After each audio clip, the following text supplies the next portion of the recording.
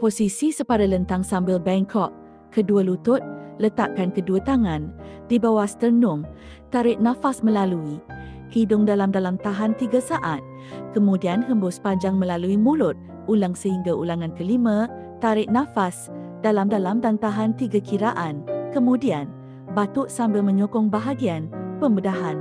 Cara ini boleh dilakukan secara 2 pusingan.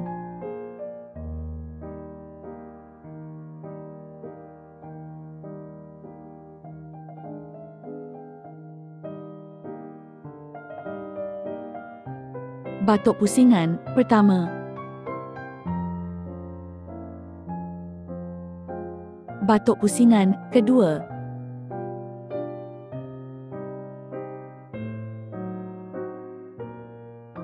Posisi separa lentang, lakukan senaman genggam dan buka kedua tangan secara berulang kali, ulang 10 kali.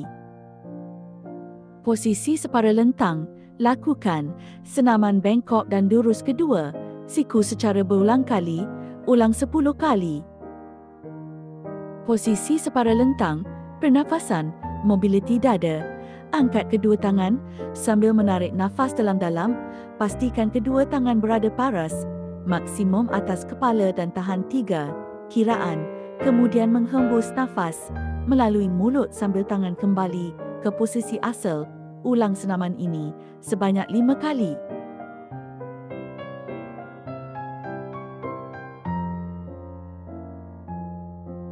Posisi separa lentang, lakukan senaman pergelangan kaki ke atas dan ke bawah berulang kali, kemudian lakukan pergerakan pusingan arah jam dan lawan jam berulang kali, ulang 5 hingga 10 kali.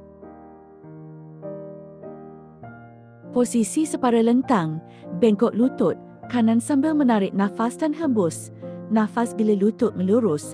Lakukan kedua kaki selang-seli, ulang 5 kali.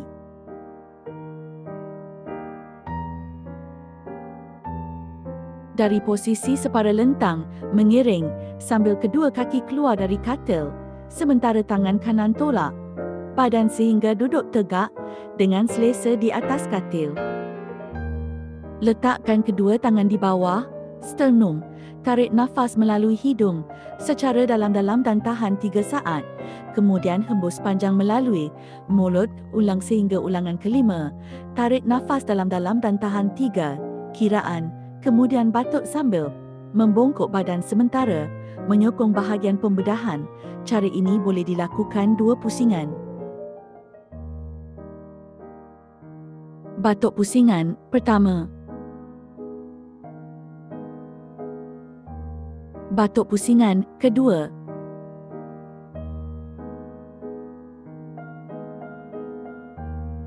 Senaman pernafasan, mobiliti dada. Ini dilakukan sambil menarik nafas dalam dan tahan 3 saat, kemudian hembus secara perlahan-lahan sambil tangan kembali ke posisi asal, ulang 5 kali. Dalam posisi duduk, luruskan sendi lutut dan kembali ke posisi asal. Lakukan kedua kaki secara berselang-seli, tahan 5 hingga 10 saat, ulang 10 hingga 30 kali. Pastikan udara dalam paru-paru adalah kosong. Masukkan mouthpiece dalam mulut, sedut udara melalui mouthpiece sehingga ketiga bola naik ke paras maksimum dan pastikan bola berada di paras itu selama 3 saat. Ulang 10 kali setiap 1 hingga 2 jam. Pastikan jangan tiup udara melalui tiup penyambung.